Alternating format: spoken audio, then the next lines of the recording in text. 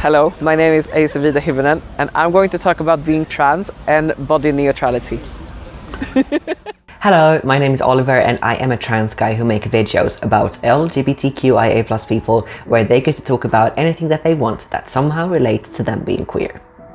At the start of August, I spent a week in Stockholm to attend Stockholm Pride, and while there I also took the opportunity to sit down and film a couple of amazing queer people who told me their stories. And first out is my friend Aceveda. My name is Eize and I'm a trans person from Uppsala, Sweden. I'm 26 years old. And yeah, my name is Eize-Vide, but I only say Eize because people have a hard time to pronounce it, so yeah, my name is Eize-Vide, but you can call me Eize. This is how they identify. I'm a non-binary person and my pronouns are they, them. And when it comes to my sexuality, I usually say that I'm queer because I have a problem with saying that I'm this or that, because I want to identify as everything, or at some different times in my life I have said that I'm a lesbian, and I said that I'm demisexual, and I said that I'm pansexual, and I still identify with everything of these things, but I think it's just easier to say that I'm queer. Yeah. Aceveda has chosen to talk about being trans and how that relates to their relationship to their body. My relationship to my body has been a rocky road. Like I said before, I'm a non-binary person and I've known that since I was 9 years old. The reason why I've known that since I was 9 was because I went into puberty, my first puberty when I was 9, which is really early. Then I started to realize that I'm not really cis. I started to understand my gender identity when I was that young. My relationship to my body has been up and down. And it's not only because I knew that I was trans when I was 9. I started to being bullied when I was 7 years old because of my body, because I was fat, or not because I don't like that phrasing. Because often people ask me like, oh, why did you get bullied? And then I tell them what the bullies said about me. But I think the right answer is like, yeah, because they are, I don't know, because they are broken, the people who bullied me. In their perspective, they bullied me because I was fat. I think it's important to tell you that it's hard to know who you are in general. It's hard to know what you stand for, what you identify with, etc. But when you are 7 years old, you're just a kid. And when people start saying things about your body when you are 7 and you don't have any sense of who you are, it really fucks you up. Because it's like when you say something to a person again and again and again and again, in a really long period of time, they start to believing it. So my bad relationship with my body started when I was 7. And it's tragic, but that's how it went. And the bullying continued for many years. I was bullied from when I was 7 years old until I was 16. So it was a really long period of time. And in the beginning, it was more physical. So they kicked me, they threw me downstairs, they, pushed my head into the toilet and stuff like that. And said things, of course, but it was more physical. When I was older, it started to become more mental or like psychological abuse. So it was like cyberbullying, but it was also this big gang of guys in my school that just, throw shit at me or screamed at me in the corridors and stuff like that. So that sucked. Today, Aceveda has a better relationship to their body. I feel much better with my body, but I'm not really like either positive or really negative. I'm just like in the middle, and I think that's okay. I've heard a lot of this, and I also been into this thing with like body positivity, and I like it. I like that people being positive about their bodies, but I'm against when it gets like capitalized. I'm against when all these big companies are getting money on this body positivity, and then they only like counting in these kind of people, like the right way of being fat, or the right way of being disabled, or the right way of being whatever. And I also think that body positivity is nice, but I also think that it's important to remember that the body is always changing, because we are not static, we are really dynamic as people, as human beings. And I think to only be focused on the positive things and this like toxic positivity can be really draining. And if you are like used to your body in one way and you're really positive about it, and then it changes because the life changes or whatever, it can be really hard to be positive about it again. So therefore I think it's okay to just be like accepting about the changes. Aceveda can also see that this relates to their transition. I also can like relate to that when it comes to my transition. I started to take hormones about 2 years ago, and that's like the only thing I've done when it comes to my transition journey, and I'm happy with that. But when I took my hormones, like from the beginning, I felt discomfort because my body was changing again. But since I've already been through this, that my body was changing because I'm fat and because life happens, it got easier to work with. And now I'm okay and happy with myself and my appearance and whatever. But I don't even think that's like the most important thing in life either.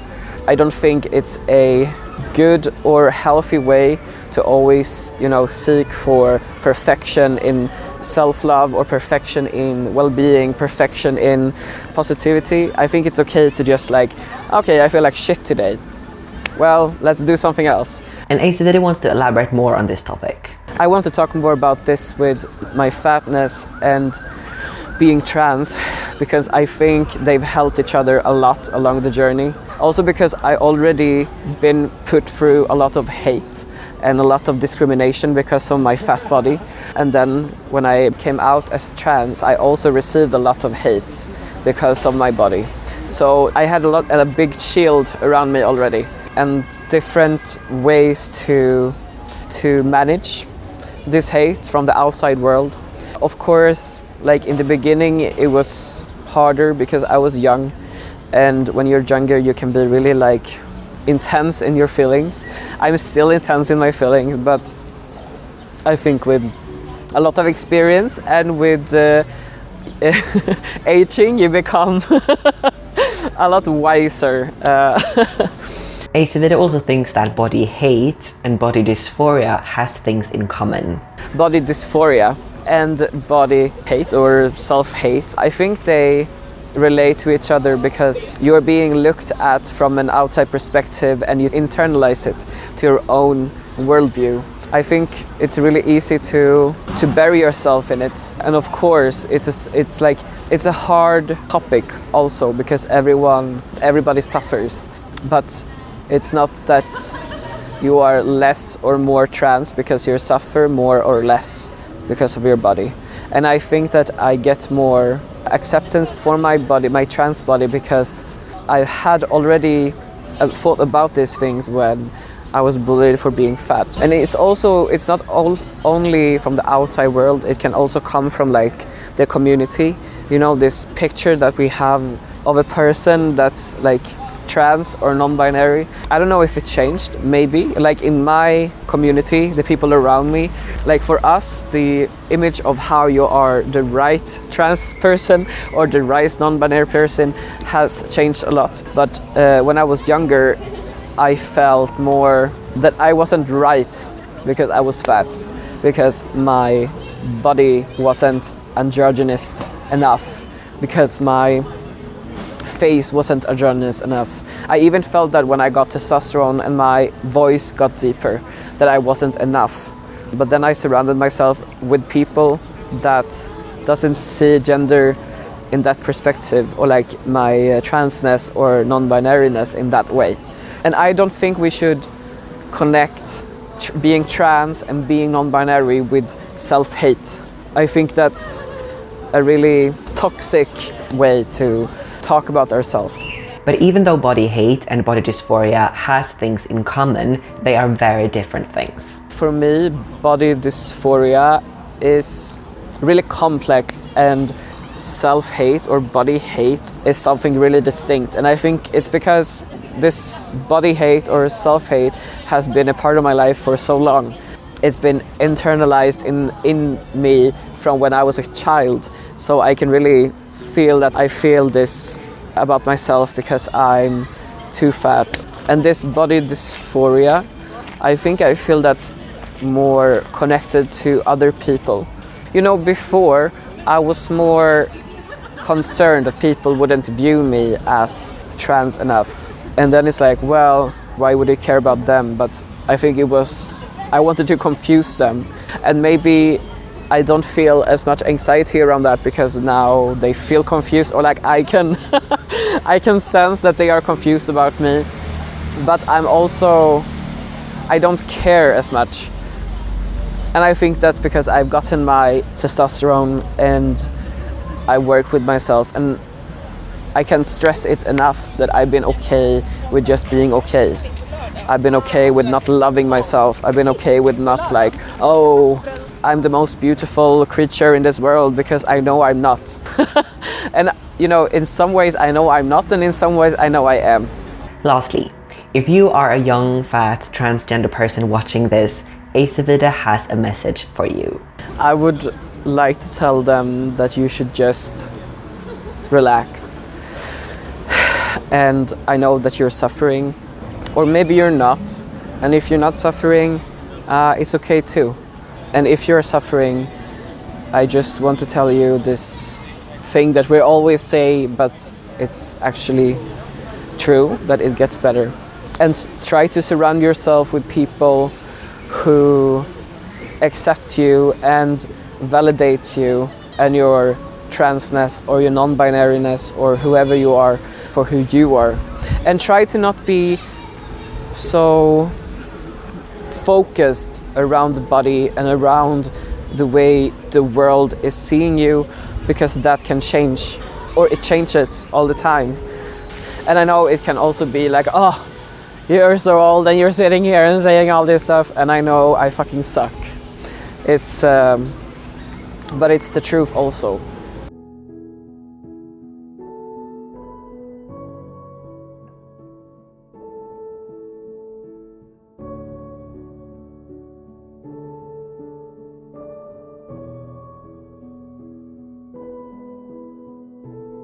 If you enjoyed watching that video, please like, comment, subscribe and share the video. I really appreciate you showing your love in that way. If you also want to support the channel financially, that's possible via Patreon, but really no pressure.